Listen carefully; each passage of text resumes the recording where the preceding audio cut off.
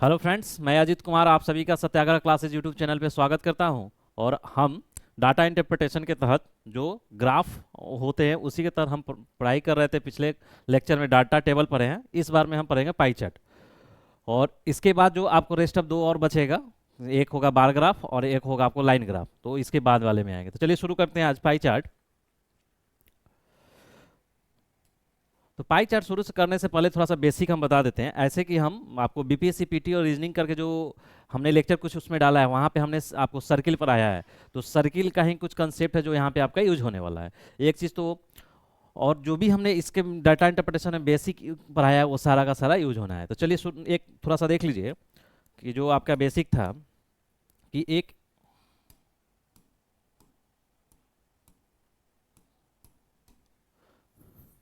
क्या था कि आप एक सर्किल है, इसका एक सेंटर होता था, ठीक है, और इसका एक बोलते थे ही रेडियस होता था।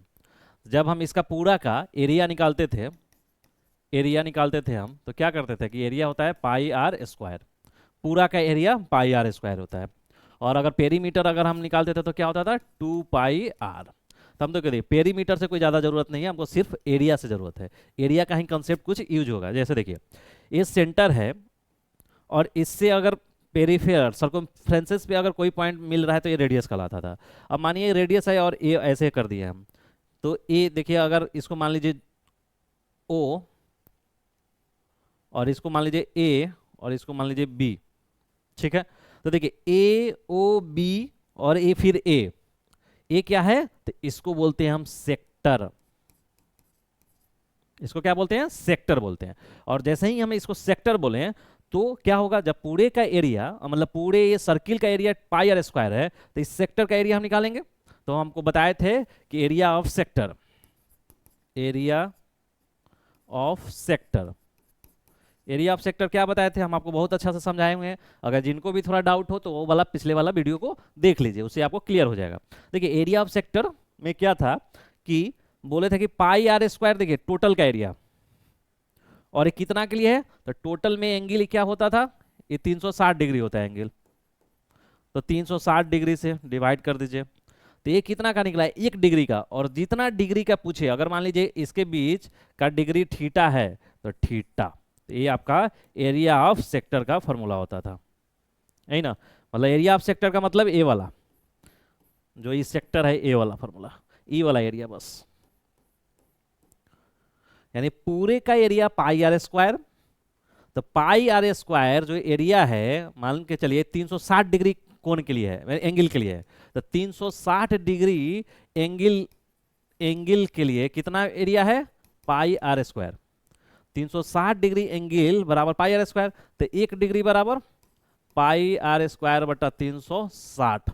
और अगर मानिए अगर जो भी सेक्टर हो जितना एंगल का हो, मान लीजिए जो थीटा है, तो थीटा डिग्री बराबर क्या हो जाएगा, पाई आर स्क्वायर बटा 360 गुना थीटा। ते ही तो सेक्टर का है ना, सेक्टर का area, area of sector pi r square बटा 360 गुना थीटा। तो डेट मीन्स क्या समझे आप कि आपको पाई चार्ट में इसी का यूज होगा। कभी कभी बोलेगा पाई चार्ट दिया हुआ रहेगा, उसमें बोलेगा कि जो ए वाला सेक्शन है ना, ये प्रोडक्शन किसी चीज का है या किसी भी चीज का देगा कि ए वाला सेक्टर इतना है, तो इसके लिए क्या बोलेंगे, इस वाले को सेंट्रल एंगल बोलते हैं, सेंट्रल एंगल बोलते हैं।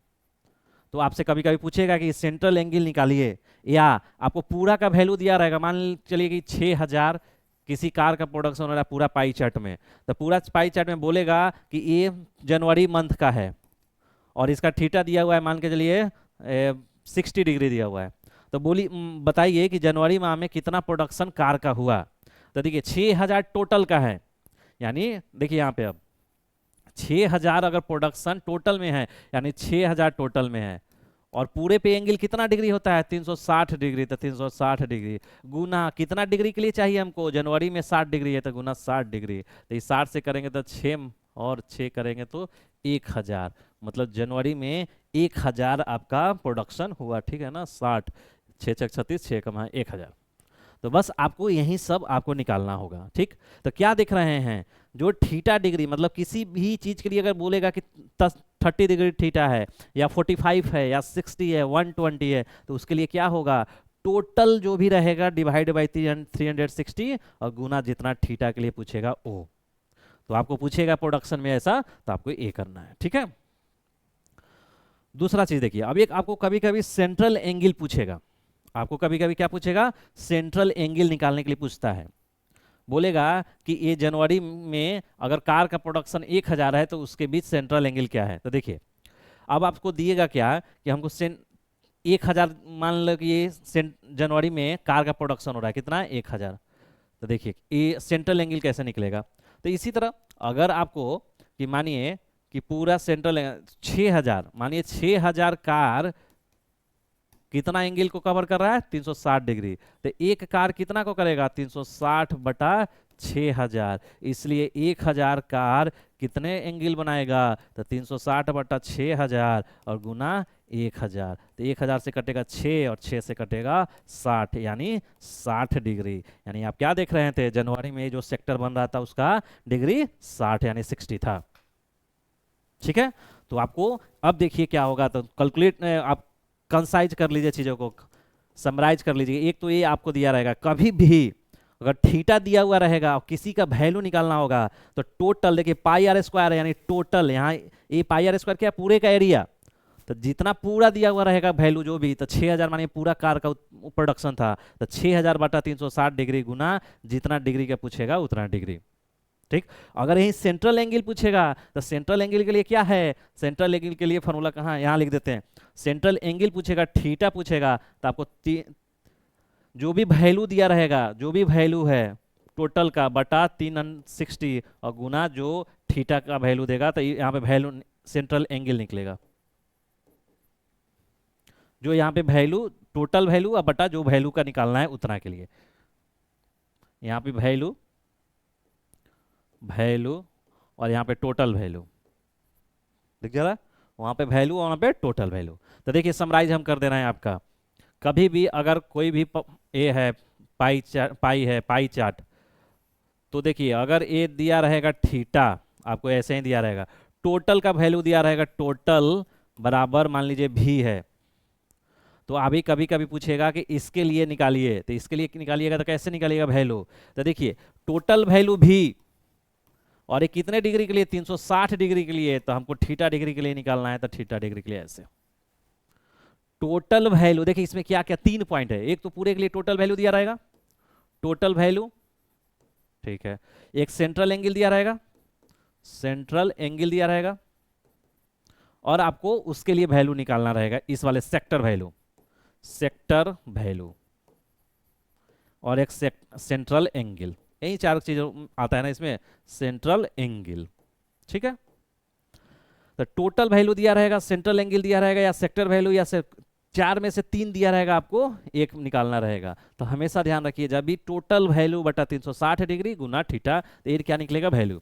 अगर हमको सेंट्रल एंगल निकालना रहेगा तो सेंट्रल एंगल निकालने के लिए क्या करेंगे, 360 डिग्री बटा टोटल वैल्यू गुना आपका क्या रहेगा, जो दिया जो सेक्टर का वैल्यू रहेगा वो। तो आपका 2 फॉर्मूला हमेशा याद रखिए जो आपको काम आएगा, ठीक है। तो देखिए जब भी वैल्यू, देखिए अब देखिए सिंपल चीजों को दोनों को कंपैरिजन कीजिए। अगर जब वैल्यू आपसे पूछेगा तो भी बटा 360 गुना थीटा, और जब एंगल पूछेगा तो एंगल बटा टोटल वैल्यू गुना वैल्यू। जब एंगल पूछेगा तो एंगल ऊपर होगा, और 360 डिग्री किसके लिए होता है, टोटल वैल्यू के लिए, तो बटा टोटल वैल्यू गुना जो सेक्टर का वैल्यू रहेगा वो। अगर आपसे वैल्यू पूछेगा तो वैल्यू ऊपर, पूरा का वैल्यू, तो पूरा वैल्यू बटा 360, पूरा ये वैल्यू कितने डिग्री के लिए रहता है, 360 डिग्री के लिए, और गुना जितना डिग्री के लिए पूछेगा तो उतना डिग्री, ठीक है। चलिए आपको बहुत कुछ लोगों को समझ में आया होगा, बहुत लोगों को डाउट होगा, तो क्वेश्चन करेंगे तो बहुत ही चीज क्लियर हो जाएगा।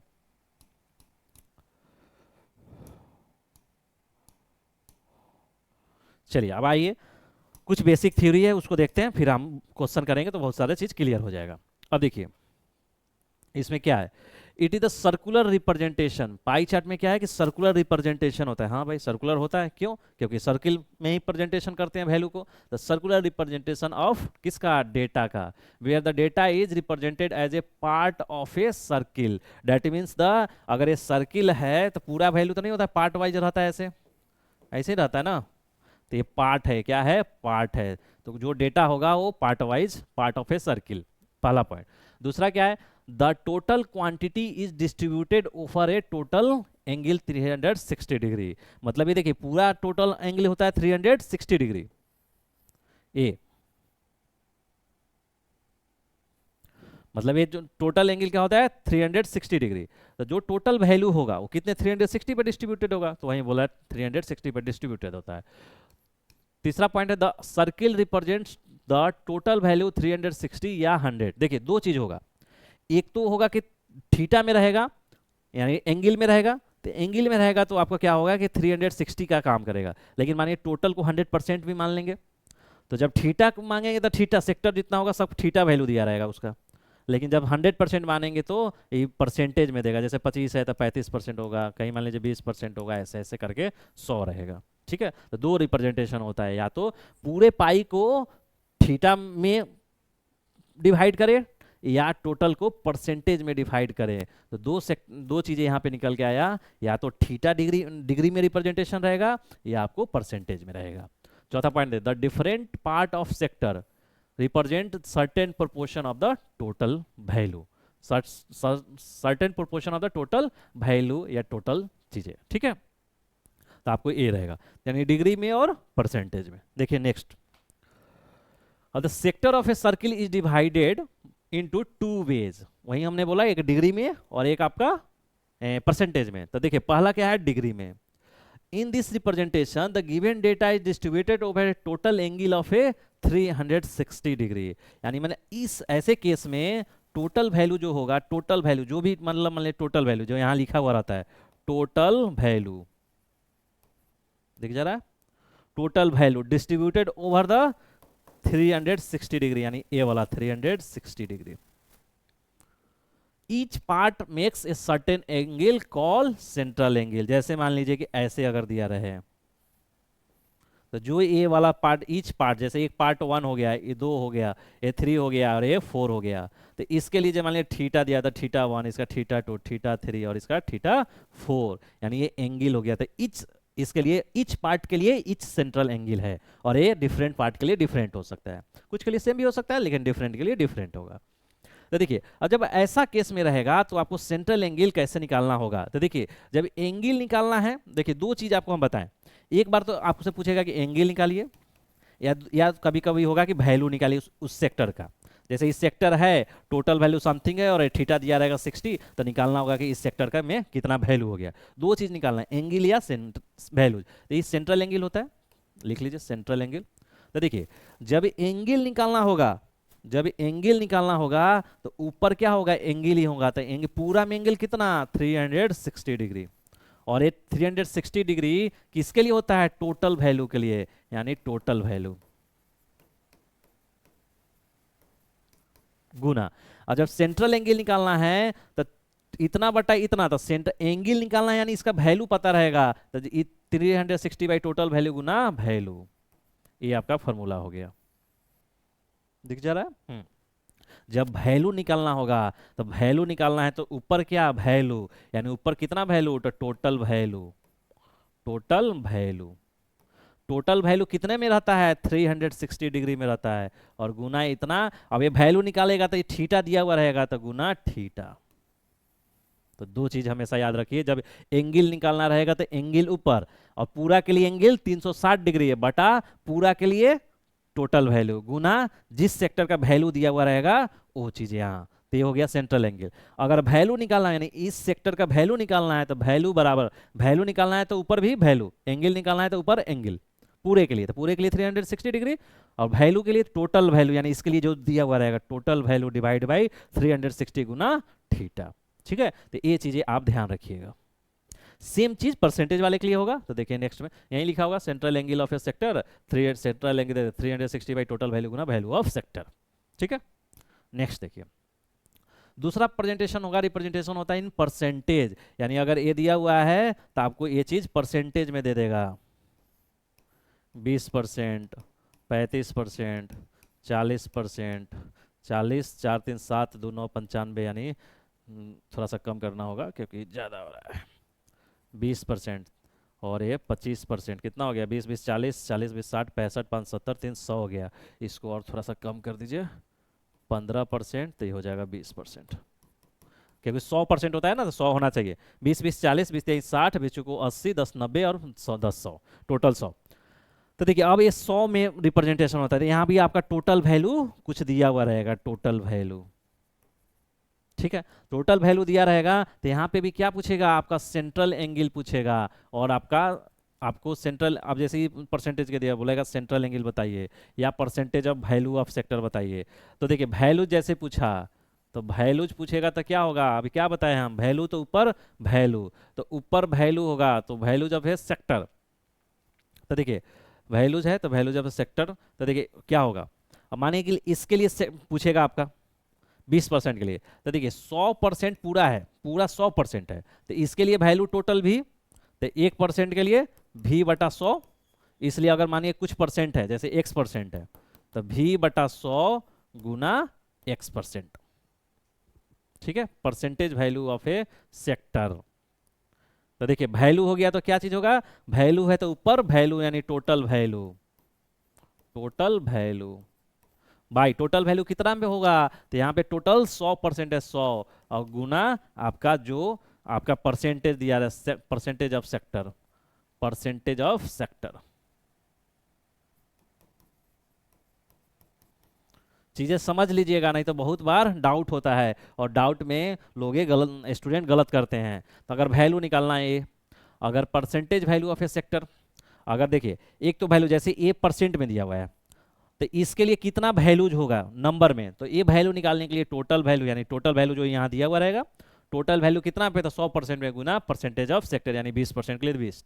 अब मानिए सेक्टर का परसेंटेज निकालना होगा, परसेंटेज निकालना होगा, परसेंटेज निकालना होगा, तो परसेंटेज निकालने के लिए क्या करना होगा, परसेंटेज है तो इधर भी परसेंटेज है, टोटल के लिए क्या होता है 100%, डिवाइड बाई 100% किसके लिए, टोटल वैल्यू के लिए, तो टोटल वैल्यू, टोटल वैल्यू, और गुना, तो टोटल वैल्यू हो गया, तो आपको क्या परसेंटेज निकालना है इसके लिए, तो इस सेक्टर का वैल्यू, तो value of sector, value of sector, ठीक है, दिख जा रहा है, दिख जा रहा है। तो देखिए, तो आपको यहाँ भी दो फार्मूला, यानी आपको फार्मूला रटना नहीं है, समझ लेना है। पीछे में देखिए, जब थीटा में दिया हुआ रहेगा तो आपको सेंट्रल एंगल पूछेगा, जैसे ही यहाँ पे एंगल तो ऊपर एंगल, जैसे यहाँ पे वैल्यू तो ऊपर वैल्यू।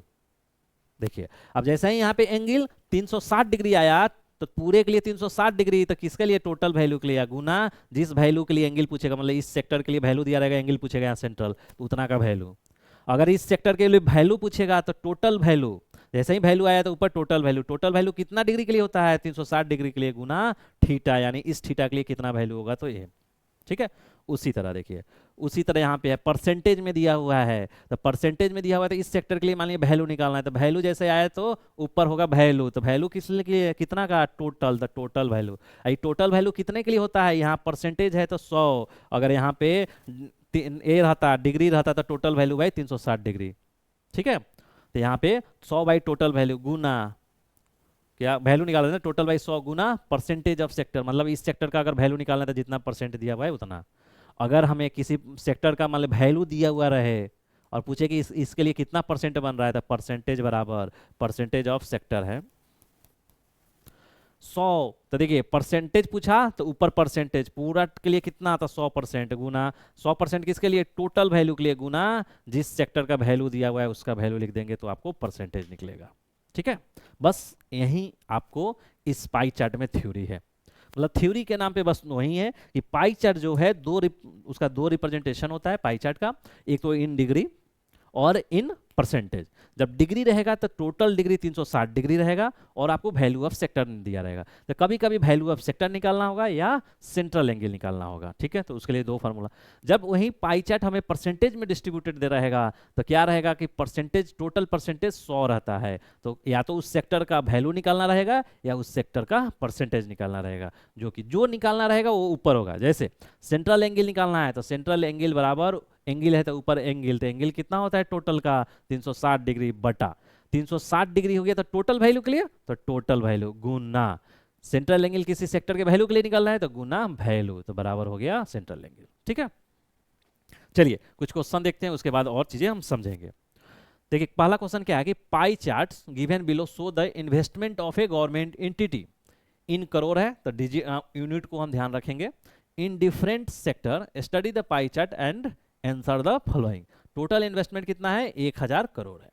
यानी बोल रहा है कि कोई इन्वेस्टमेंट और कोई गवर्नमेंट इंटिटी है जो इन्वेस्टमेंट कर रही है करोड़ रुपीज में डिफरेंट सेक्टर में। तो कौन कौन सेक्टर है, तो banking sector, defence sector, railway sector, insurance sector, food and grain sector और डेवलपमेंट सेक्टर। यानी 2 4 6 6 सेक्टर में एक गवर्नमेंट एंटिटी है जो अपना इन्वेस्टमेंट कर रही है। तो फिर इसी आधार पे तो देखिए क्या है, ये परसेंटेज में है, परसेंटेज परसेंटेज डिस्ट्रीब्यूशन है, डिस्ट्रीब्यूशन है, क्या है, परसेंटेज डिस्ट्रीब्यूशन है। तो देखिए परसेंटेज डिस्ट्रीब्यूशन में है तो क्या है, टोटल 100% होना चाहिए। टोटल कितना होना चाहिए, 100%। तो देखिए तो चेक करके देख लीजिए तो देखिए 20%, देखिए ऐसे चलिए 23.5 और 13.5 ये कितना होगा, 23 24 24 3 27 10 37 37 हो गया, 4 41 51 51 20 71 71 2 73 83 83 और 17 100। यानी टोटल क्या है, 100% है। और टोटल 100% होना भी चाहिए, अगर नहीं होता है तो डेटा इधर होगा, यानी डेटा सही नहीं है। ठीक है, तो एक क्वेश्चन दिया हुआ है। चलिए अब इसको देखते हैं नेक्स्ट क्वेश्चन और कैसे बनाएंगे।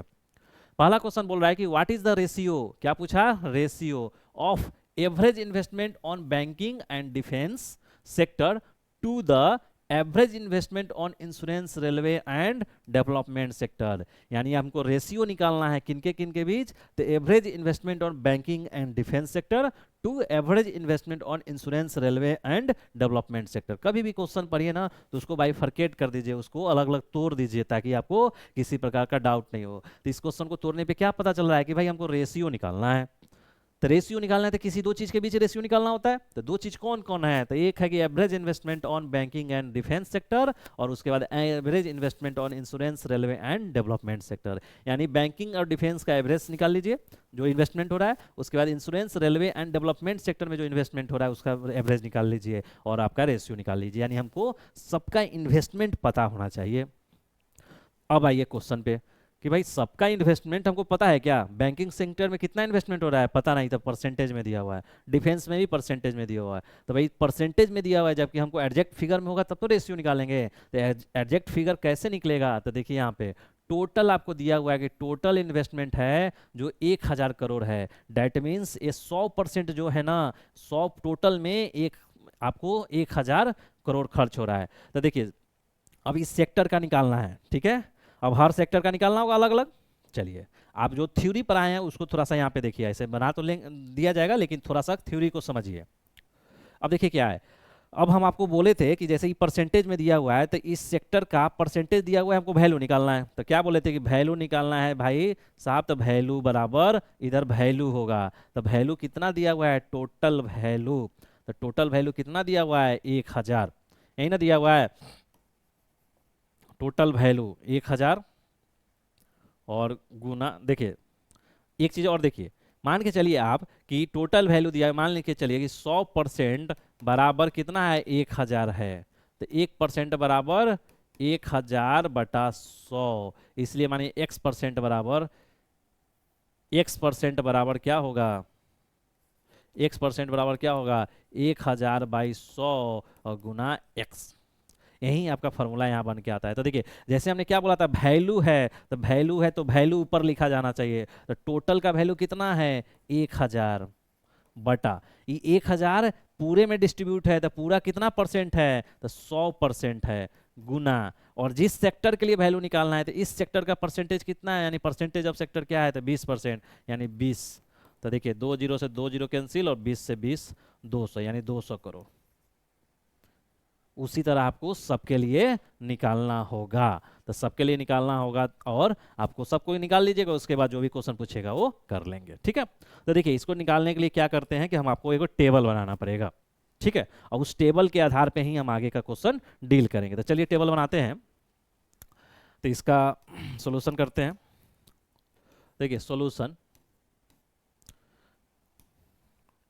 ठीक है, तो चलिए तो क्या जो दिया हुआ है उसी हिसाब पे हम एक टेबल बनाएंगे। तो लिखेंगे वी मेक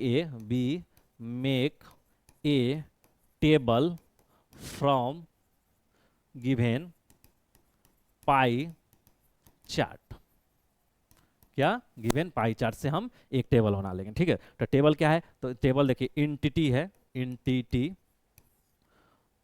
और इंटिटी के बाद इधर है इन्वेस्टमेंट, इन्वेस्टमेंट, इन्वेस्टमेंट किस में है, करोड़ में, इसलिए हमको डिजिट लिख लेना है। देखिए यही है ना, क्या बोला है कि गवर्नमेंट एंटिटी, यानी ये सब एंटिटी अलग अलग सेक्टर में कर रहा है, और आपका इन्वेस्टमेंट है, इन्वेस्टमेंट, तो इन्वेस्टमेंट 1000 है, तो देखिए ये हो गया। और देखिए एंटिटी लिखिए, तो एंटिटी कौन कौन सा है, banking, defence, railway, insurance, food grain और डेवलपमेंट सेक्टर। तो क्या है बैंकिंग, तो लिखिए banking sector, banking sector, banking sector के बाद है आपका defence, defence sector, defence sector के बाद railway insurance, railway, railway insurance,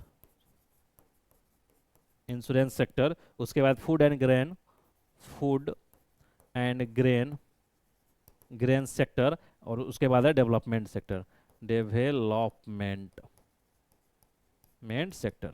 ये सेक्टर ऐसे इधर है, ठीक है, दिख जा रहा है, डेवलपमेंट तक दिख रहा है, ठीक है। अब देखिए अब इधर कर रहा है हमको इन्वेस्टमेंट निकालना है, तो इन्वेस्टमेंट निकालने के लिए कैसे तरीका बताया है कि 1000 टोटल में है, 100% से डिवाइड करेंगे और गुना जो, यानी फॉर्मूला इसका क्या भरा कि 1000 बटा 100, ये तो सबके लिए रहेगा सेम, क्योंकि पूरा वैल्यू क्या है 1000, 100% सबके लिए गुना, यानी ये ही बदलेगा, यानी जिसका जिस सेक्टर का रहेगा वो, अगर हम बैंकिंग का तो 13.5 होगा, डिफेंस का तो 20 होगा, रेलवे का 12 होगा और इंश्योरेंस का 17 होगा, ऐसे ऐसे सबके लिए हम निकालेंगे। तो देखिए सबके लिए निकाल दें, जब भी क्वेश्चन ऐसा एग्जाम में आए ना, तो ये मत सोचिए, ऐसा नहीं कीजिए कि कहीं और निकालेंगे, ऐसा नहीं कि चलिए सर रफ में हम ऐसा ऐसा निकाल लिए हैं, 200 जो आया है वो हम लिख देंगे यहाँ पे, नहीं, आपको करके दिखा देना चाहिए, क्योंकि मेंस का है एग्जाम, ऑब्जेक्टिव तो है नहीं कि फाइनल रिजल्ट से मतलब है, हमको दिखाना चाहिए। तो देखिए दिखाने में क्या है, 1000 बटा 100 इस सब में कॉमन होगा, 1000 बटा 100, क्योंकि 1000 टोटल वैल्यू है, और टोटल वैल्यू कितना परसेंट के लिए, 100% के लिए, तो अब ये 1% के लिए निकल गया, तो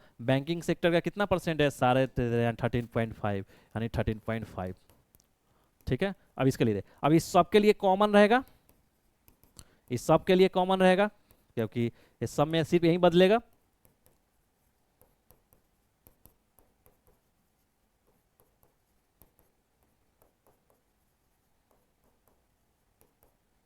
ठीक है, दिख जा रहा है, नीचे देख लीजिए वही है, सब कॉमन है, ठीक।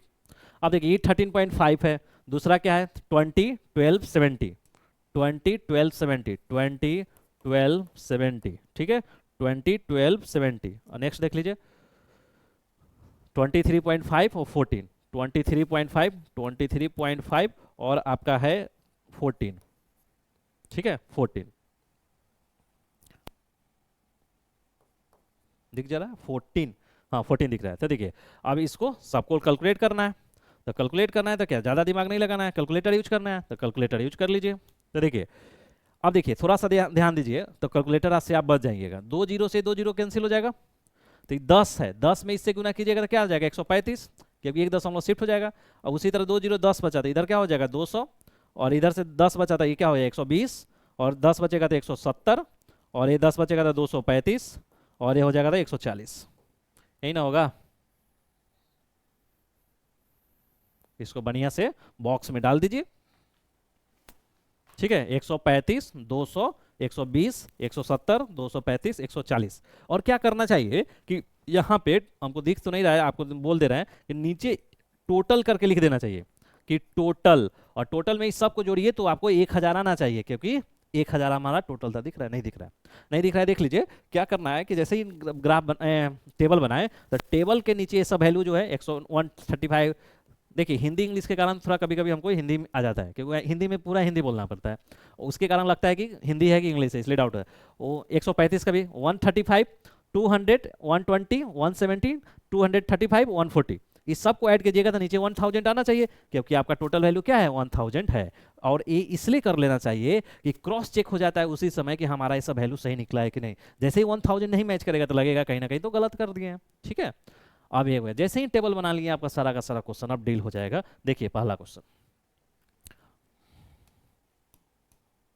पहला क्वेश्चन देखिए सॉल्यूशन, पहला क्वेश्चन का सॉल्यूशन, क्या है कि what is the ratio of average, तो average investment on banking and defence निकालना है। तो देखिए लिखिए एवरेज इन्वेस्टमेंट, डायरेक्ट लिखिए एवरेज इन्वेस्टमेंट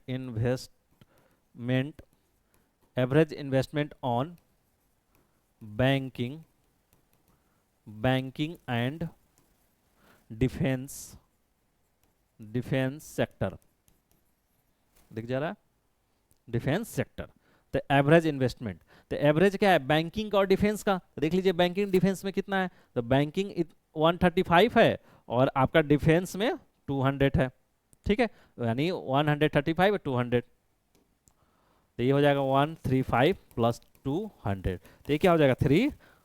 अच्छा देखिए ये तो एवरेज है, तो एवरेज है तो नीचे 2 होगा, number of data by sum of the data by data, तो 2 डेटा है तो दोनों का सम डिवाइड बाई 2, तो देखिए 200 300 335 यानी 335/2। अब देखिए कुछ लोग क्या करेंगे कि यहाँ पे इसको कैलकुलेटर है, तो आदत तो हम बोलेंगे आदत में डालिए, तो आदत में डालेंगे और वो इसको कैलकुलेट कर लेंगे, जैसे हम कैलकुलेट कर देते हैं 335 डिवाइड बाई 2, ये तो ये क्या निकल के आ जाएगा 167.5, ठीक है। अब देखिए चलिए तब हम आपको इसका बताएंगे क्यों। अब देखिए अब क्या है average investment on insurance railway and development, तो लिखिए एवरेज इन्वेस्टमेंट ऑन क्या है इंश्योरेंस रेलवे एंड डेवलपमेंट दिख रहा है, डेवलपमेंट सेक्टर दिख जा रहा है ना, डेवलपमेंट सेक्टर, ठीक है। तो एवरेज इसमें क्या 3 है, तो नीचे तो 3 होगा, ठीक है। अब किसका इंश्योरेंस रेलवे एंड डेवलपमेंट, तो देखिए इंश्योरेंस का है, इंश्योरेंस यहाँ पे है यानी 170 इंश्योरेंस, और क्या था डेवलपमेंट और रेलवे था ना, और रेलवे 120, यानी 170 120 और 140, 170 120 140, तो देखिए 170 प्लस 120 और प्लस 140, अब जोड़ दीजिए इसको, तो ऐसे तो जुड़ जाएगा ऐसे, लेकिन आप आदत से हैं तो जोड़ लीजिए 170 प्लस 120 प्लस 140, 430/3। अब लोग इसको क्या करेंगे, कुछ लोग इसको ऐसे करके और 14.33 करेंगे, ठीक है। चलिए अब देखिए अब दोनों निकल गया, अब हमको क्या पूछ रहा है, इसीलिए क्या लिखेगा रिक्वायर्ड रेशियो, क्या लिखना है इसीलिए रिक्वायर्ड रेशियो, कहाँ लिख दे, यहाँ पे नहीं दिखेगा इसलिए हम नेक्स्ट पेज पे करते हैं। इसलिए क्या लिखना है आपको रिक्वायर्ड रेशियो, लिखेगा इसलिए रिक्वायर्ड रेशियो, तो रिक्वायर्ड रेशियो बराबर क्या हो जाएगा, किसका रेशियो है, तो एवरेज ऑफ इसका, तो इसका है। अब देखिए अब कुछ लोग क्या करेंगे कि यहाँ फाइनल डेटा है तो यहाँ पे और ये लिखेंगे, ठीक है 167.5 डिवाइड बाई 14333। अब देखिए अब ऐसे जब ला देंगे वो जो भी ऐसे बनाएंगे तो उनके लिए बहुत मुश्किल हो जाएगा इसको सॉल्व करना, क्योंकि जैसे देखिए हमारा ये जो कैलकुलेटर है तो एक साइंटिफिक है, तो 167.5 डिवाइड बाई 143.33 करने पे आपको दे रहा है 1.168, 167.5 143.33, ठीक है 1.168। अब देखिए 1.168 होना चाहिए क्या, 201 डिवाइड बाई 172। अब ये देखिए ये रेशियो में आया क्या, रेशियो पूछ रहा है ना, तो रेशियो में एडजेक्ट डिजिट होना चाहिए, एडजेक्ट डिजिट तो नहीं आया, और आपका मेरा कैलकुलेटर साइंटिफिक है तो ये अभी रेशियो में नहीं दे पा रहा है इसको, तो आपके पास तो और नॉर्मल कैलकुलेटर रहेगा और वो नहीं देगा, तो आपको इतना ही पे छोड़ना पड़ेगा। अब देखिए किसी कंडीशन में अगर आप यहाँ पे आके फंस गए और आपका दिमाग काम नहीं कर रहा है कि कैसे करें, तो क्या करना चाहिए, इसके नीचे एक करना चाहिए और लिख देना चाहिए 1.168:1 का रेशियो, क्योंकि रेशियो में पूछा है तो इस फॉर्मेट में लिखना ही चाहिए रेशियो में। लेकिन तब भी इसमें अगर टीचर जो रहेगा एग्जामिनर रहेगा उसको डाउट हो जाएगा कि हाँ पता नहीं है क्या, कि आपको कि अगर ये सही है कि नहीं, अगर वो चेक नहीं करेंगे ढंग से तो यहाँ पे आपको स्टेप मार्किंग कुछ ना कुछ मार्क्स कटने की संभावना रहेगा, ठीक है। चलिए इसी को रहने देते हैं, फिर हम इसको यहाँ पे करते हैं, ठीक है। यहाँ पे हम लिख रहे हैं, चलिए फिर से मानिए कि एक अलग है, यहाँ लिख रहे हैं इसलिए required ratio is equal to, अब देखिए, अब कुछ लोग क्या करेंगे, अगर यहाँ पे देखिए रेशियो निकालना है तो बट्टा पर करना होगा या नहीं, और डिवाइड तो हो ही जाएगा, तो रेशियो में तो क्यों नहीं हम इतने ही यही छोड़ दें, तो 335/2, 335/2, तो देखिए क्या है, 335/2 है, और उसके बाद क्या है 430/3, 430/3। अब इसको करिएगा तो 335/2 गुना, ये आएगा नीचे तो ऊपर चला जाएगा 3/430। अब इसको काटिए, तो अब इसको काटिएगा, यानी 335 गुना 3 डिवाइडेड बाई 2:430, तो ये बन के आ रहा है 201/172, तो अब ये हो जाएगा 201:172, तो ये आपका रेशियो हुआ। ठीक है, क्या हो गया, ये आपका रेशियो हुआ। अब देखिए अगर ये आप फॉर्म कर रहे हैं तो ये भी आंसर सही है, ऐसा नहीं गलत है, लेकिन यहाँ पे रेशियो में मतलब क्लियर डिजिट में नहीं आया, जबकि यहाँ पे आ गया, जबकि यहाँ पे नहीं आया। इसीलिए कभी भी आपको रेशियो का क्वेश्चन हो ना, तो आपको पॉइंट में जाने की जरूरत नहीं है, रेशियो में है, डिवाइड में है, तो यहीं पे रहने दीजिए और इसी का रेशियो कर लेंगे। ठीक, एक चीज़ तो ये हो कि आपको पॉइंट में नहीं जाना है, रेशियो वाला में। ठीक, दूसरा चीज कि आपको इसका भी अगर सिंपल कैलकुलेटर पे कीजिएगा ना, तो वो भी ये वैल्यू इस टाइप के रेशियो में नहीं देगा, वो ना सिंपल कैलकुलेटर से कीजिएगा तो इसी टाइप का वैल्यू देगा, क्योंकि उसमें डिवाइड में आंसर नहीं देता, वो एडजेक्ट पॉइंट में देगा आंसर। अब देखिए उस केस में आप क्या कीजिएगा, तो उस केस में आप इसको कैलकुलेटर पे ना करके आपको इस पे कर लेना चाहिए कि हाँ देखिए अभी किससे कटेगा, 5 से कट जा रहा है, लग रहा है 5×36, 5×7=35, ये भी करे 5×8=40 और 5×36, ठीक है कट गया। अब देखिए अब ये नहीं कटेगा, अब नहीं कटेगा तो इसको गुना करिएगा, तो इसमें इससे गुना कीजिएगा तो 7×1=21, 2×6=18, 2 20, 201, बट नीचे कीजिएगा कितना 86:2, 6:2, 6×6=12, 8×2=16, 17, तो देखिए 201/172 आया। तो रेशियो के केस में आपको कभी कभी कैलकुलेटर पे अगर एग्जैक्ट वैल्यू नहीं आ रहा है तो इस फॉर्मेट में ना लिख के आप काट लीजिए, और काट के तब ऐसे फॉर्मेट में लीजिए। ठीक है, तो ये याद रखिएगा कभी भी रेशियो वाले क्वेश्चन में, अगर कहीं भी रेशियो पूछेगा तो इस एग्जैक्ट डिजिट वाले फॉर्म में लिखना चाहिए, नहीं कि डेसिमल वाले में। ठीक है, चलिए अब नेक्स्ट क्वेश्चन देखिए, सेकेंड नंबर। ठीक है, सेकेंड नंबर क्वेश्चन देखिए, सेकेंड नंबर पर what is the percentage of investment, percentage of investment in banking sector to the investment in railway sector? What is the percentage of investment in banking sector to the investment in railway sector?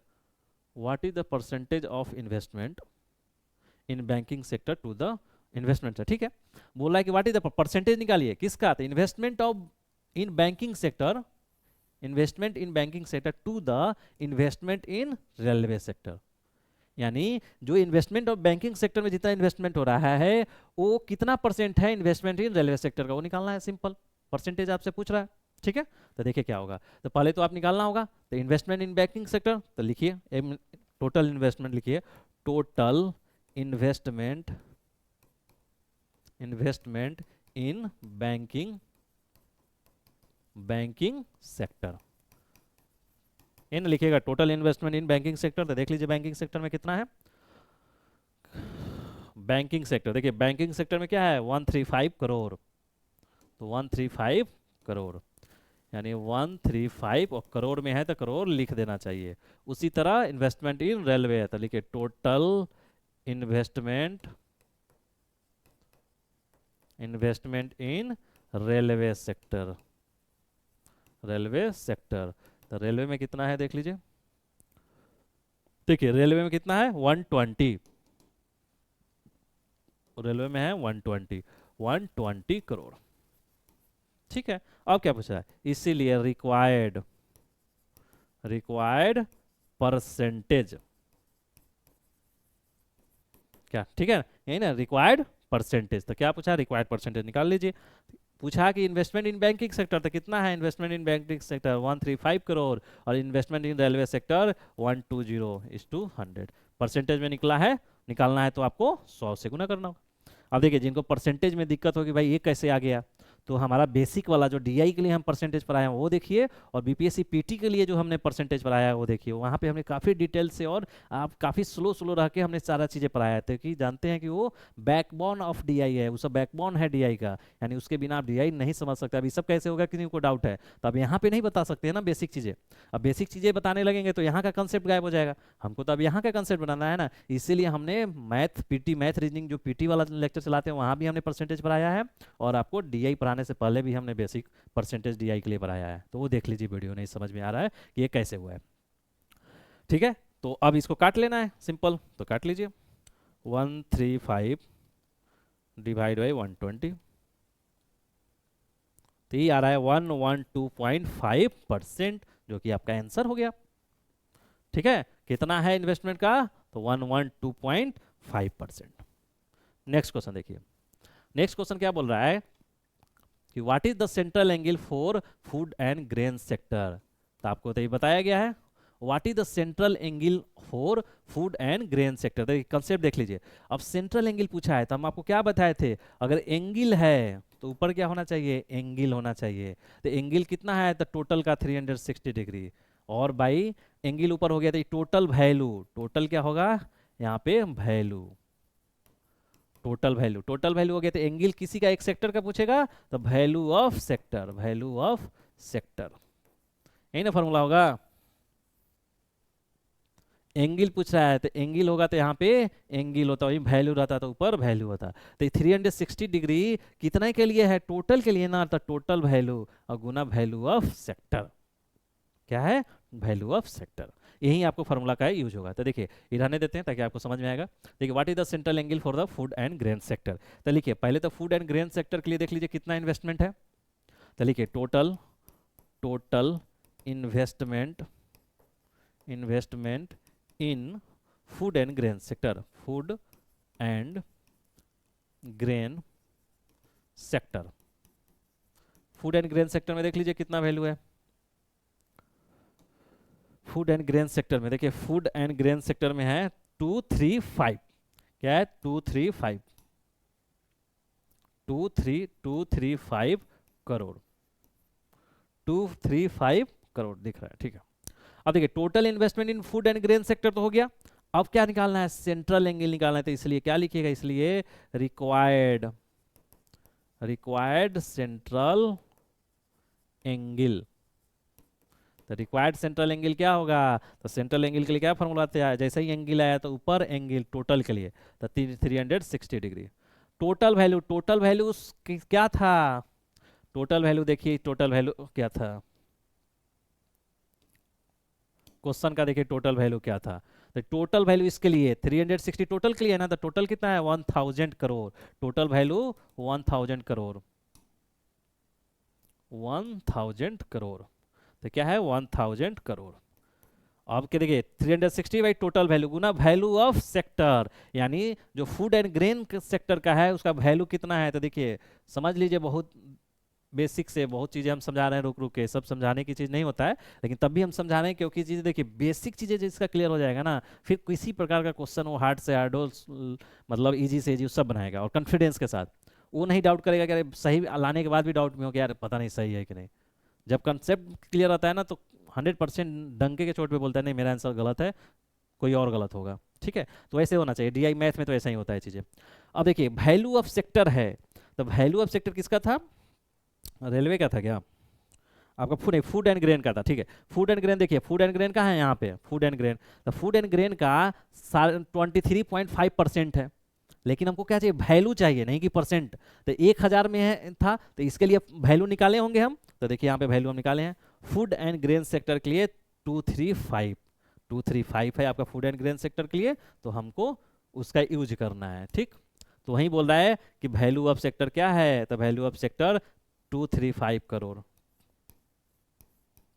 Value of sector किसका, जिस sector का central angle पूछ रहा है उसका। अब क्या बच गया, आप कुछ नहीं, कैलकुलेट कर से निकाल लीजिए, कैलकुलेशन कर लीजिए। तो देखिए 360 इंटू 235 और डिवाइड बाई 1, डिवाइड तो करने की जरूरत नहीं था, 1000 है तो ऐसा ही हो जाता। 84 पॉइंट, देखिए क्या आया 84.6 डिग्री, ये आपका सेंट्रल एंगल हो गया। तो क्या देख रहे हैं कि सेंट्रल एंगल कभी पूछे तो ये फार्मूला तो आपको ध्यान में रहना चाहिए। अगर फार्मूला नहीं है तो बनाने का सीखिए। कैसे देखे कि जैसे ही एंगल पूछा तो यहाँ पे एंगल होगा, और पूरे पाई चार्ट में पूरा एंगल कितना होता है, यहाँ टोटल का काम होता है, इस यहाँ पे टोटल का काम होगा। तो टोटल के लिए 360 डिग्री बाई टोटल वैल्यू गुना जिस सेक्टर के लिए सेंट्रल एंगल निकालेगा उसका वैल्यू, तो वैल्यू ऑफ सेक्टर। तो 360 था, टोटल वैल्यू 1000 का इस टू, और फूड एंड ग्रेन के लिए सेक्टर वैल्यू कितना था 235। तो हमारा आंसर आ गया सेंट्रल एंगल 84.6 डिग्री। ठीक है, चलिए नेक्स्ट क्वेश्चन देखिए। नेक्स्ट क्वेश्चन क्या बोल रहा है कि if the investment in railway and defence sector is increased by 50% and 25% respectively, then how much percentage increase in total investment, यानी इन परसेंटेज में पूछा है। ठीक है, मैंने क्वेश्चन को समझ लीजिए कि क्वेश्चन क्या बोलना चाह रहा है। क्वेश्चन बोल रहा है कि if the investment in railway and defence sector is increase by 15% and 25%, यानी रेलवे में अगर जो इन्वेस्टमेंट है उससे 15% बढ़ा दीजिए, डिफेंस सेक्टर में जो इन्वेस्टमेंट है उसका 25% बढ़ा दीजिए, और जो बढ़ा, जो वैल्यू बढ़ गया दोनों सेक्टर में, तो टोटल में का कितना परसेंट बढ़ा। तो टोटल कितना था 1000 करोड़ है, तो टोटल का निकाल लेना है कितना। तो देखिए क्या लिखिएगा, तो पहले तो जो जो वैल्यू निकला है उसको निकालिए। तो देखिए इन्वेस्टमेंट इन रेलवे, तो पहले लिखिए investment, investment in railway, investment in railway sector. तो इन्वेस्टमेंट इन रेलवे सेक्टर देखिए, investment in railway sector, investment in railway sector क्या है, रेलवे में आया 120, हमको दिख जा रहा है 120 करोड़, आपको नहीं दिख रहा होगा, छोटा है 120 करोड़। अब क्या कर रहा है कि 15% बढ़ जा रहा है, तो क्या लिखिएगा यहाँ पे, आफ्टर इंक्रीज, आफ्टर 15% इंक्रीमेंट, या इंक्रीज, इंक्रीमेंट लिख दीजिए, इंक्रीमेंट। ठीक, तब इसलिए क्या लिखिएगा इन, तो क्या लिखे इसलिए increase investment, increase in railway, या लिखिएगा इन्वेस्टमेंट इंक्रीज, हाँ ऐसे लिख लीजिए, investment increase in railway sector. देखिए समझिएगा, चीजें को समझिएगा, सिंपल क्वेश्चन पूछ रहा है कि क्या, कि आप ये बताइए कि जो रेलवे में इन्वेस्टमेंट है उसका 15% बढ़ गया, डिफेंस में सेक्टर में जो इन्वेस्टमेंट है उसका 25% बढ़ गया। अब जो बढ़ा 15% और 25%, वो टोटल का कितना परसेंट बढ़ा, तो पहले निकालेंगे ना भाई 15% और 25% कितना हुआ। तो देखिए वहीं रेलवे में इतना है और 15% बढ़ा लेना है। तो देखिए इन्वेस्टमेंट इंक्रीज इन रेलवे, अब इन्वेस्टमेंट सिर्फ इंक्रीज है तो 120 का कितना इंक्रीज हो रहा है 15%, तो 15% निकाल लीजिए। अब क्या कीजिएगा, कैलकुलेटर करिएगा, तो 120 तो 1.2 गुना 15, 18 करोड़, यानी 18 करोड़ इन्वेस्टमेंट जो है आपका रेलवे में क्या हो रहा है, बढ़ रहा है। उसी तरह आप क्या कीजिएगा, इन्वेस्टमेंट ऑफ डिफेंस निकालना है, तो लिखिए सिमिलरली, चाहे लिख दीजिए कुछ भी लिखिए आप, investment, investment in defence sector, defence, defence sector. तो डिफेंस सेक्टर में कितना इन्वेस्टमेंट हो रहा है, देखिए डिफेंस सेक्टर में आपका इन्वेस्टमेंट 200 करोड़ है, यानी 200 करोड़ दिख जा रहा है, 200 करोड़।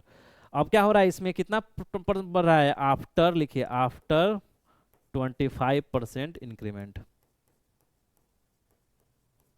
ठीक, तो इसीलिए इन्वेस्टमेंट इन, इन्वेस्टमेंट इन, इन्वेस्टमेंट इंक्रीज लिख लीजिए, इन्वेस्टमेंट कितना इंक्रीज हुआ, इन्वेस्टमेंट हमको, क्योंकि हमको यही जरूरत है, increase, investment increase in defence sector, defence sector.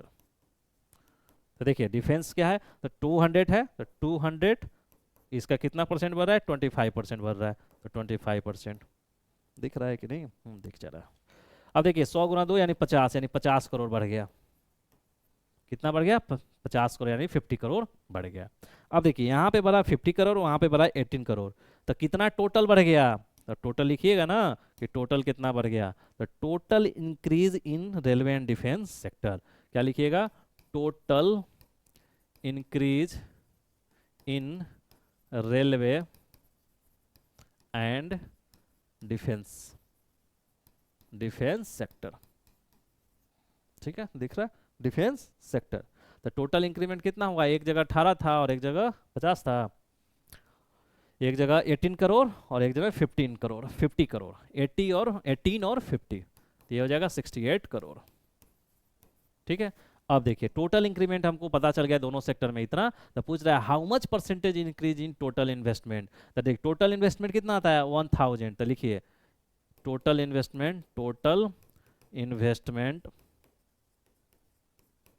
Investment equal to 1000 crore था।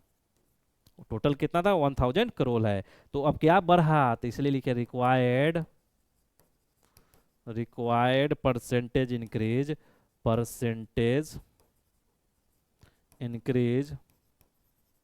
Required percentage increase in total investment. Total investment में कितना बढ़ा, तो टोटल इन्वेस्टमेंट 68 करोड़ बढ़ गया। किसने, अब देखिए 68 हुआ तो 1068 हो गया, तो लेकिन बढ़ा तो 1000 से ना, तो 1000 से यानी बढ़ा कितना 68, कितना पे बढ़ा तो 1000 पे, और निकालना किस में परसेंटेज में, इसलिए तो गुना 100, 2 जीरो से 2 जीरो कट गया, 1 जीरो बचा था 6.8%। तो कितना हुआ 6.8% आपका इंक्रीज हुआ। ठीक है, तो हो गया एक क्वेश्चन। बस वही बोला in how much percentage increase in total investment, तो टोटल इन्वेस्टमेंट में वो इंक्रीज हुआ। नेक्स्ट क्वेश्चन देखिए, if the government reduce the investment on defense sector by 20% and distributed this money on railway and insurance sector in the ratio 5:3, then investment in insurance sector change by what percentage। देखिए question है थोड़ा सा लंबा है, लेकिन question को क्या करना है, ब्रेक करना है, छोटे छोटे ब्रेक कर लेना है ताकि चीजें समझ में आ जाए। देखिए बोल रहा है कि government reduce the investment on defence sector, तो यानी डिफेंस में कुछ ना कुछ इन्वेस्टमेंट हो रहा है गवर्नमेंट का, तो उसको रिड्यूस कर दे रहा है, कितना 20% से रिड्यूस करना है, यानी जो भी होगा उसका 20% घटा लेना है, निकाल के वो मानना है कि उतना रिड्यूस होगा।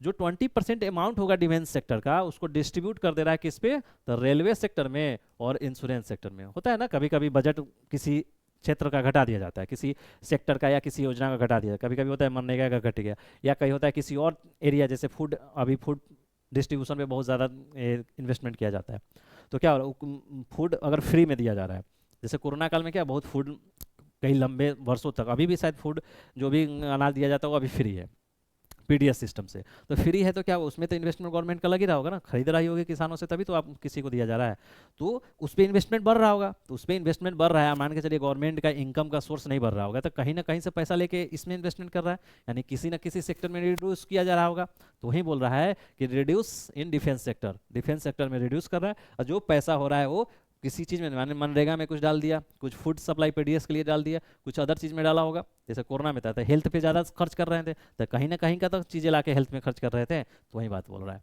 तो डिफेंस सेक्टर को क्या करा, डिस्ट्रीब्यूट रेलवे में और इंश्योरेंस में दे रहा है, कितना 5:2 रेशियो में अब दे दिया। तो then investment in insurance sector, जो इंश्योरेंस में हो रहा है चेंज बाई वाट %, तो इंश्योरेंस सेक्टर में तो पहले से कुछ इन्वेस्टमेंट था, और जो इसका जो डिफेंस लिए उसको जो इंश्योरेंस में दे दिए हैं, तो जितना दिए होंगे, तो बोल रहा है कि चेंज बताइए, तो चेंज यानी परसेंटेज में निकालना है, तो एक एक करके आपको सब चीज निकालना होगा। तो देखिए, तो पहले तो आप इन्वेस्टमेंट इन डिफेंस सेक्टर लिखिए, तो लिखिए total investment in defence sector, तो total investment on defence sector कितना है, तो देख लीजिए total investment in defence sector, देखिए डिफेंस में 200 है, क्या है 200 crore, total investment in defence sector 200 crore. अब देखिए 200 करोड़ है तो क्या 20% डिस्काउंट एंड रिड्यूस हो रहा है, तो लिखिए आफ्टर 20%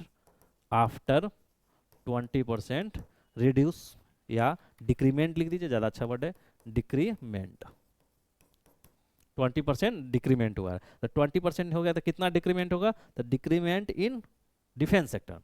अब लिखिए इसलिए डिक्रीमेंट इन डिफेंस सेक्टर, तो डिक्रीमेंट इन डिफेंस सेक्टर कितना होता है, 200 करोड़ है, और 20% इससे छीन ले रहे हैं हम, तो 200 तो ये क्या हो जाएगा 40 करोड़, 40 करोड़ रुपया जो हम डिफेंस सेक्टर से छीन रहे हैं यानी ले रहे हैं, छीन रहे हैं भोजपुरी में बोला, जान रहे हैं ना, बहुत लोग जान रहे होंगे, छीन ले रहे हैं यानी उससे ले रहे हैं, मतलब रेलवे सेक्टर डिफेंस सेक्टर से हमने 20% उसका जो बजट गिराया है वो बन रहा है आपका 40 करोड़, 40 करोड़। और 40 करोड़ को अब हम क्या करेंगे, रेलवे को और इंश्योरेंस सेक्टर को दे देंगे, किस रेशियो में, 5:3 रेशियो में, ठीक है, 5:3 रेशियो में। अब देखिए अब क्या होगा, यहाँ तो स्पेस नहीं है, नेक्स्ट पे करते हैं। तो देखिए अब क्या करेंगे, तो यहाँ लिख दीजिएगा अकॉर्डिंग टू क्वेश्चन।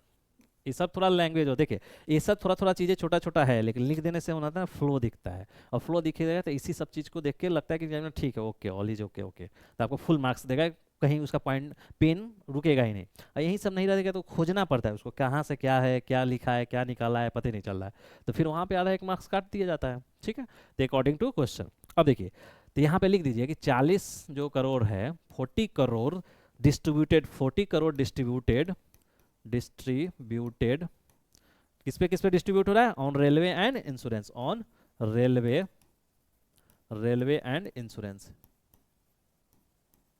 क्या हो रहा है, रेलवे और इंश्योरेंस पे हो रहा है, railway insurance sector in ratio 5:3, 5:3 है ना, 5:3, ठीक है, तो 5:3 रेशियो में डिस्ट्रीब्यूट हो गया।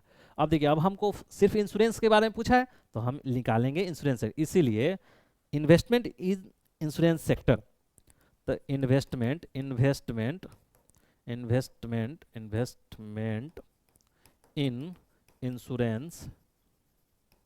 इंश्योरेंस सेक्टर, दिख जा रहा है ना, क्लियर, हाँ, इन्वेस्टमेंट इन इंश्योरेंस सेक्टर। तो इंश्योरेंस सेक्टर क्या होगा, तो देखिए कितना था, 40 करोड़, 40 करोड़ को ही डिस्ट्रीब्यूट करना है, तो 40 करोड़ को कितना में, देखिए रेलवे में है और इंश्योरेंस में है, तो रेलवे में 5 और इंश्योरेंस में 3, यानी इंश्योरेंस का निकालना था 3/5, 3 8।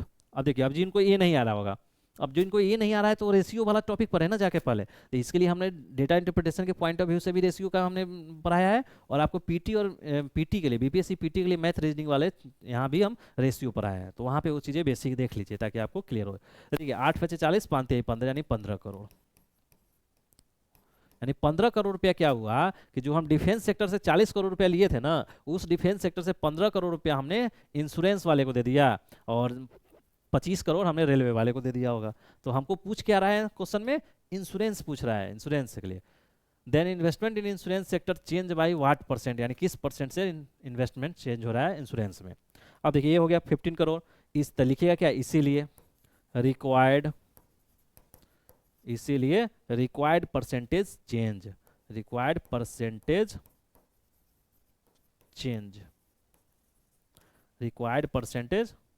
चेंज। तो देखिए इंश्योरेंस में क्या हो रहा है, 15 करोड़ रुपया बढ़ रहा है, और इंश्योरेंस में टोटल कितना था, है कोई कहीं इन्वेस्टमेंट इन डिफेंस, इंश्योरेंस में देखना होगा आपको, तो इंश्योरेंस में देखिए, इंश्योरेंस में है 170, यानी 170 आपका टोटल इन्वेस्टमेंट है गुना 100। ये चीज़ समझ रहा है ना कैसे हो रहा है, देखिए इन्वेस्टमेंट इन इंश्योरेंस, जो डिफेंस से हमने पैसा छीन लिया था उसको क्या किया हम, 5:3 रेशियो में हमने डिस्ट्रीब्यूट किया रेलवे में और इंश्योरेंस में। तो हमें 40 करोड़ में रेलवे इंश्योरेंस वाले को कितना मिला था, देखिए 40 × 3/8, यानी 15 करोड़ रुपया इंश्योरेंस सेक्टर को मिल गया। अब इंश्योरेंस सेक्टर में पहला ही इन्वेस्टमेंट हम क्या करते थे 170 करोड़, और उसमें बढ़ गया 15 करोड़, तब बोल रहा है कि कितना बढ़ गया, 8% चेंज हुआ है, तो 15 करोड़ बटा 170 गुना 100, यानी ये आपको काटिएगा तो आपको जो आंसर होगा वो आपका आंसर निकलेगा। तो आप निकाल लीजिए कैलकुलेटर से, 1500 डिवाइडेड बाई 170, ये आ रहा है आपका 8.82%, दिख जा रहा है, 8.8 नहीं दिख रहा है उधर, देखिए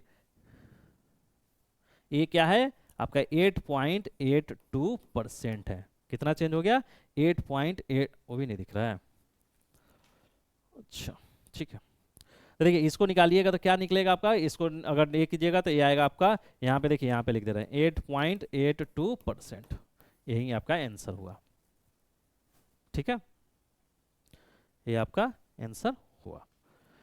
तो देखिए इस क्वेश्चन में क्या था, इस क्वेश्चन में था यही कि आपको बेसिक चीजें बताना था ढंग से, और आपको कैलकुलेट करना था, और जैसे जैसे क्वेश्चन पूछेगा पहले क्वेश्चन को ब्रेक कीजिए और उसके बाद उसको बनाइए ढंग से, ठीक है। अब चूंकि ये वीडियो 1 घंटा लगभग कितने का हो गया है कि लगभग 1 घंटे और 5 मिनट का वीडियो हो गया, तो इसलिए हम नेक्स्ट क्वेश्चन करेंगे तो किसी तरह इसमें आधा घंटा से 40 मिनट लगेगा। क्योंकि अब आप बोलेंगे कि सर 40 मिनट में अब एक क्वेश्चन आप टीचर होकर बना रहे हैं, तो फिर हम तो ये कैसे बनाएंगे वहाँ, क्योंकि लगभग 1 घंटा में 2 क्वेश्चन बनाना रहता है डीआई का। तो देखिए हम आपको बता रहे हैं, बनाना बहुत आसान है मेरे लिए, लेकिन हम आपको बता रहे हैं तो बहुत सारा चीज़ आसपास में बताते हैं ताकि चीज़ें कंसेप्ट क्लियर हो। अब इस क्वेश्चन को डील करेंगे तो लगभग 30 से 35 मिनट लगेगा, तो इसको डील नहीं करेंगे क्योंकि लंबा वीडियो हो जाएगा तो आप भी देखने में असहज महसूस करते हैं, क्योंकि 1 घंटा 1.25 घंटा का काफ़ी होता है एक क्लास एक वीडियो। तो यहीं पे रोकते हैं और आपको नेक्स्ट वीडियो में हम आपको 1-2 क्वेश्चन और एग्जाम्पल के साथ करा देंगे ताकि आपको पाई चार्ट से जो भी क्वेश्चन आएगा तो थोड़ा सा आपको ईजी फील होगा। और उसके बाद बहुत सारा क्वेश्चन और कराएंगे, जैसे ही ये चीज़ हमने थ्योरी वाला क्वेश्चन और एग्जाम्पल कुछ करा देंगे, उसके बाद पीवाईक्यू आपको पूरा प्रीवियस ईयर कराएंगे, और प्रीवियस ईयर कराएंगे उसके बाद भी बहुत सारा क्वेश्चन कराएंगे। आपको डरने की ज़रूरत नहीं है, हम डीआई इतना मजबूत कर देंगे कि आपको किसी प्रकार का डर नहीं रहेगा। एग्जाम हॉल में फुल कॉन्फिडेंस के साथ जाके कहिएगा कि आप 72 में 72 आएगा। ठीक है, टारगेट मेरा 72 में 72 है। अब देखिए अब 100% लोग तो 72 में 72 नहीं लाएंगे, तो फिर 100% लोगों का सिलेक्शन नहीं, हमको 100% लोगों का 60+ मार्क्स चाहिए, और उसमें लगभग 50-60% लोग 72 में 72 लाएं। ठीक है, तो उसी हम एम्बिशन से ये सब काम कर रहे हैं। मेरा मेहनत तो है ही, और लेकिन चूंकि आपको एग्जाम तो आप ही को देना है, एग्जाम हॉल में आप ही को जाके परफॉर्मेंस करना है, तो आपको भी मेहनत करना ही होगा। विश्वास रखिए और अच्छा से मेहनत कीजिए। अभी का मेहनत आपको आगे काफ़ी ज़्यादा उत्साहित करेगा जब आपका सिलेक्शन होगा, और सिलेक्शन होगा तो डिपार्टमेंट ट्रेनिंग करने जाएंगे और फिर भारत दर्शन के तहत पूरे इंडिया को घूमेंगे। अभी ट्रेनिंग प्रोग्राम इतना बेहतर हो गया है बिहार स्टेट का, मतलब स्टेट पीसीएस में अभी इंडिया में सबसे टॉप पे बिहार पीसीएस चल रहा है, क्योंकि यहाँ पे जो ट्रेनिंग का होगा ना, ट्रेनिंग जो के पाठक सर के मार्गदर्शन में जो ट्रेनिंग चल रहा है बिहार में, वो काफ़ी अव्वल दर्जे का चल रहा है। मतलब यूपीएससी के बाद हमको लगता है मतलब पीसीएस यानी 1-2 स्टेट का स्टेट पीसीएस छोड़ दिया जाए तो उसके अलावा कहीं इतना बेहतर आपको ट्रेनिंग नहीं दिया जा रहा है। और विशेषकर भारत दर्शन सिर्फ आईएएस वाले को दिया जाता है, तो आपको बिहार में अपॉर्चुनिटी है, तो उस अपॉर्चुनिटी को भुनाना है। ठीक है, इसलिए जल्दी जल्दी सिलेक्शन होके जाना है। और सिलेक्शन का 2 ही की एरिया है, डाटा इंटरप्रिटेशन को ढंग से कर लीजिए, एसे को ढंग से कर लीजिए, और ऑन एवरेज जीएस पे ध्यान रखिए, आपका हो जाएगा। जीएस के लिए पेपर जरूर पढ़िए, एसे के लिए भी आप बहुत लिखिए, एसे के लिए बहुत सारा राइटिंग स्किल कीजिए। लगभग आप 2 से 3 दिन पे एक एसे लिखने की प्रैक्टिस कीजिए, क्योंकि एसे और डीआई जरूर बनाइए। आगे हम बहुत सारा चीज़ डीआई कराएंगे, डीआई के लिए आपको टेंशन नहीं लेना है। जैसे ही ये सब चीज़ समाप्त हो जाएगा हम डीआई का बहुत सारा क्वेश्चन आपको प्रैक्टिस कराने वाले हैं। ठीक है, तो आपको डीआई के लिए नहीं घबराना है, एसे के लिए थोड़ा करना है, क्योंकि एसे के लिए मेरे पास अभी थोड़ा टाइम का कमी है। अभी तो हमें ब्लॉक अलॉट हुआ है, अभी ब्लॉक में जाएंगे तो एज ए वीडियो और काम बढ़ेगा तो फिर और हमारे लिए मुश्किल होगा, इसलिए हम डीआई पे हम 100% आपका कराने वाला है। जो हमने वादा किया उसको पहले करेंगे, इसके अलावा जो समय मिलेगा उस पर हम कुछ और काम करके आपको देंगे। टेलीग्राम पे बहुत सारा चीज़ें हमारे द्वारा चलाया जा रहा है, हमारे टीम द्वारा वैल्यू एडिशन कंटेंट के रूप में बहुत कुछ दिया जा रहा है। वहाँ पे टेलीग्राम पे जुड़िए और उससे बेनिफिट और उठाइए, क्योंकि आपको वैल्यू एडिशन करना, देखिए स्टैटिक चीज़ें बुक में रहेगा, कहीं के आप नोट्स ले लेंगे वहाँ रहेगा, लेकिन आपको उस जो सभी कोई वो लिखेंगे और आप भी वहीं लिखिएगा तो आपका भी मार्क्स वहीं एवरेज मार्क्स मिलेगा। लेकिन आप जीएस के क्वेश्चन में 1-2 पॉइंट भी एक्स्ट्रा लिखते हैं ना, 1-2 पॉइंट इनोवेटिव लाते हैं, तो आपका 1-2 मार्क्स ज़्यादा बढ़ाता है। और 1-2 मार्क्स अगर एक क्वेश्चन में 1-1 मार्क्स बढ़ा रहे हैं, तो 7-8 क्वेश्चन है तो एक पेपर में 7-8 नंबर यानी 10 नंबर बढ़ गया। 2 पेपर है तो 20 नंबर बढ़ा। 20 नंबर में तो सिलेक्शन होना और सिलेक्शन ना होना होता है। 20 नंबर में तो टॉपर के रैंक में रहिएगा, 20 नंबर कम हुआ तो आप बाहर रहेंगे, सिलेक्शन भी नहीं होगा। इतना का आगे फाइट चलता है, तो उस चीज़ पर ध्यान दीजिए। टेलीग्राम से जरूर जुड़िए, वहाँ पे बहुत सारा वैल्यू पेपर एडिटोरियल दिया जाता है, उसको पेपर को पढ़िए, और पेपर एडिटोरियल जो दिया जाता है उसको पढ़ के उससे नोट कीजिए। आप एक टॉपिक बनाइए, जैसे जैसे कोई भी टॉपिक चलता है पेपर की एक बहुत बड़ी खासियत क्या है ना, कि पेपर जैसे ही कोई टॉपिक चला करंट में, तो पेपर में डेली कम से कम 7-8 दिन उससे रिलेटेड खबर आते रहेंगे, और उससे खबर आते हैं। आज डेली आप पेपर पढ़ रहे हैं, 7 दिन का उस टॉपिक को पार कर रहे हैं ना। देखिए आज जैसे अभी हाथरस वाला कांड हुआ है, तो हाथरस ट्रेजिडी हुआ है, तो 2-3 दिन से पेपर में कंटिन्यू आ रहा है। तो आज पढ़ें कुछ, तो अगले दिन जो न्यूज आएगा ना, तो उसमें 50% आज वाले का रिपीटेशन होगा। तो एक तो पहले आपका रिपीटेशन हो गया 50%, फिर 1-2 पॉइंट नया आया, तो नया वाले पॉइंट को आपको नोटबुक में ऐड कर लेना है। पिछले वाले को तो है ही, तो वही उसी तरह 4-5 दिन में आएगा, तो पीछे का रिवीजन होते रहेगा और नया ऐड होते जाएगा। तो उससे क्या होता है ना, उससे पूरे कंसेप्ट क्लियर हो जाता है और माइंड में बैठ जाता है। फिर आपको कभी भी क्वेश्चन वैसे आ गया ना तो आप लिख दीजिएगा ठीक ठाक निकाल के पॉइंट। इसलिए पेपर पढ़ना बहुत ज़रूरी होता है। और हमने इसी ज़रूरी को देखते हुए इंग्लिश मीडियम में तो ठीक है, इंग्लिश मीडियम का एक दो पेपर है जो पढ़ा जा सकता है, जो बिहार में भी अवेलेबल होता है, पटना वटना वाले रहने वाले स्टूडेंट को मिल जाता है। गांव में रहने वाले को भी कुछ कहीं कहीं गांव वाले को तो नहीं मिलेगा, मतलब टाउन जो में रहते हैं, डिस्ट्रिक्ट हेडक्वार्टर में रहते हैं, उनको मिल जाएगा। लेकिन हिंदी वाले के लिए साथ बहुत दिक्कत है, क्योंकि हिंदी में कोई पेपर ढंग का है ही नहीं। देखिए पेपर तो बहुत है, लेकिन पेपर में क्या है कि आपके काम का चीज़ें नहीं है, क्योंकि पेपर पढ़ने वाले जो उसका व्यूअर्स हैं या पढ़ने वाले रीडर हैं, उसका स्कोप आपको पढ़ने वाले से ज़्यादा ना पढ़ने वाले का है। अब न पढ़ने वाले मान के लिए जो नॉर्मल हैं, उनको क्या मतलब, उनको तो थोड़ा सा कंटेंट इंटरटेनमेंट जैसा दिखना चाहिए। अब हाथरस ट्रेजेडी हो गया तो उनको मतलब हाँ यूपी में ऐसा कांड हो गया, हाँ सत्संग वत्संग है चल रहा है, लेकिन आपको ऐसा नहीं ना करना है कि यूपी में हो गया सत्संग का तो इशू था। आपको पढ़ना होगा, आपको समझना होगा कि हाथरस ट्रेजेडी हुआ तो क्यों हुआ, ऐसा हुआ तो भाई कहाँ पे फॉल्ट रहा, और फॉल्ट रहा तो आगे एडमिनिस्ट्रेशन को किन किन बातों का ध्यान रखना चाहिए। तो इसमें निकल के आता है कि हाँ भाई एडमिनिस्ट्रेशन को ऐसी चीज़ें सत्संग या ऐसे पब्लिक किसी भी मीटिंग को ऑर्गेनाइज किया जा रहा है या पब्लिक किसी भी इवेंट को ऑर्गेनाइज कर रहा है, तो क्या उसने एडमिनिस्ट्रेशन से परमिशन लिया कि नहीं। अगर परमिशन लिया तो क्या एडमिनिस्ट्रेशन ने भीड़ जो था यानी क्राउड मैनेजमेंट का काम किया कि नहीं। अगर नहीं किया तो भाई उसके लिए फिर सोचा जाएगा क्राउड मैनेजमेंट कैसे होना चाहिए, कि आगे आने वाला कोई भी ऐसा सत्संग हो या कोई भी क्राउड इकट्ठा हो तो उसको कैसे मैनेजमेंट करे। तो एडमिनिस्ट्रेशन के लिए क्या है, क्राउड मैनेजमेंट। हाथरस जो ट्रेजेडी हुआ उससे आपको क्या क्वेश्चन पूछेगा, अगर पूछेगा तो ज़्यादा पूछेगा क्राउड मैनेजमेंट कैसे करना चाहिए एडमिनिस्ट्रेशन में। हालिया दिनों में कई पब्लिक क्राउड होता है, पब्लिक इवेंट होता है, उसमें क्राउड में ऐसा ऐसा ट्रेजेडी हो जाते हैं, तो भाई इसके लिए एडमिनिस्ट्रेशन को किन किन बातों को ख्याल रखना चाहिए। तो ये सब चीज़ कहाँ से मिलेगा, इससे तो बुक में मिलेगा नहीं आपको, क्यों करंट का है ना। तो ये आपको कहाँ मिलेगा, ये आपको पेपर में मिलेगा। तो पेपर पढ़िए। तो हमने डेली पेपर देते हैं पेपर एडिटोरियल के तहत। संडे को कंटेंट ऑफ एसे प्रोवाइड किया जाता है। फिर आपको बिहार स्पेशल, जो बिहार में स्टूडेंट रह रहे हैं उनके लिए तो बिहार स्पेशल हो जा रहा है, लेकिन जो आउटसाइड ऑफ द बिहार हैं, जो बाहर है दिल्ली में रह के या किसी अदर स्टेट में रह रहे हैं, उनके लिए बिहार का न्यूज़ जुटाना बड़ा मुश्किल होता है। तो उनके लिए हम स्पेशल बिहार बुलेटिन, साप्ताहिक बिहार बुलेटिन लाते हैं, जो ये पिछले एक सप्ताह का संडे टू संडे आपका जो भी इवेंट, इंपॉर्टेंट इवेंट जो बीपीएससी के पॉइंट ऑफ व्यू से रहता है, तो उसका कलेक्शन रहता है, वनडे को पब्लिश कर देते हैं। तो वहाँ से आपका काम हो जाएगा। एक और सीरीज की शुरुआत की है, रिवीजन सीरीज। रिवीजन सीरीज में क्या है कि आपको अब पीटी जैसे नज़दीक आने आ रहा है तो आपको रिवीजन अब करना चाहिए। अब एक दो बार पढ़ लिए होंगे तो आपको रिवाइज करना चाहिए। तो रिवाइज के तहत हम PYQ का एक सीरीज चलाया है, कि जो भी बीपीएससी में अभी तक प्रीवियस होगा फिर ऑनलाइन, यानी क्वेश्चन का ऑप्शन और दे नहीं, क्योंकि 100-200 पढ़ने में आपको बहुत टाइम लगता है, लेकिन ऑनलाइन में रहेगा तो फटाफट। अगर जैसे हमने अभी एंशिएंट हिस्ट्री यानी प्राचीन भारत का हमने इस थर्सडे को आज ही किया है, तो उसमें क्या देखिएगा 124 लगभग 150 के आसपास क्वेश्चन है। यानी पूरे बीपीएससी अगर 69 से लेकर 38 बीपीएससी तक सिर्फ और सिर्फ 140 या 150 क्वेश्चन है जो एंशिएंट इंडिया से यानी प्राचीन भारत से पूछा हुआ है। अब 150 क्वेश्चन अगर ऑप्शन के साथ रहेगा तो लगभग ठीक ठाक, एक में 4 होगा तो मानिए लगभग 4 चौका 40-45 पेज का होगा। और 40-45 पेज क्विक रिवीजन करना में टाइम लग जाएगा, तो फिर क्या होता है ना, रिवीजन नहीं हो पाता है फास्ट। तो इसलिए हमने उसको ऑनलाइन फॉर्मेट में लाया। तो ऑनलाइन फॉर्मेट में हुआ होगा कि आधा घंटा में आप 100-150 क्वेश्चन पढ़ जाइएगा, तो आपको ऐसे ही 150 क्वेश्चन याद हो गया।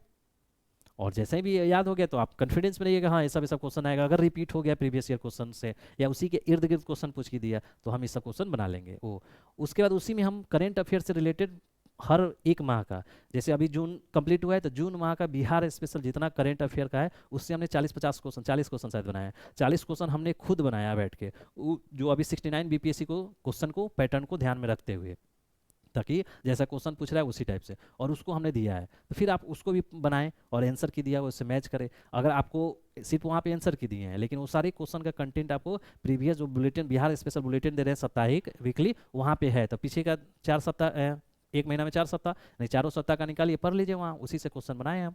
तो एक तो टेस्ट का टेस्ट हो गया और पीछे रिवीजन करने का काम हो गया। तो वो चीज़ हम थर्सडे को चला रहे हैं, और चीज़ आने वाले समय में बहुत कुछ आपको प्रोवाइड करने वाले हैं। बस मेरा एक ही एम है, वो सब चीज़ें उस जगह पे हमको मदद करना है या हेल्प करना है जहाँ पे अन्य नहीं करते हैं, कम करते हैं, ध्यान ही नहीं देते हैं। हमको ये नहीं करना है कि हाँ जहाँ पे सब कर रहे हैं वहीं पे हम भी करेंगे, नहीं, हमको वो सब चीज़ नहीं करना है। इसलिए हमने सिर्फ DI सेक्शन अभी रखा है, ऐसे सेक्शन पे कुछ काम कर रहे हैं, और PTUT में रिवीजन के लिए कर लेते हैं। पेपर समस्या है तो पेपर कर देते हैं हम, ठीक है।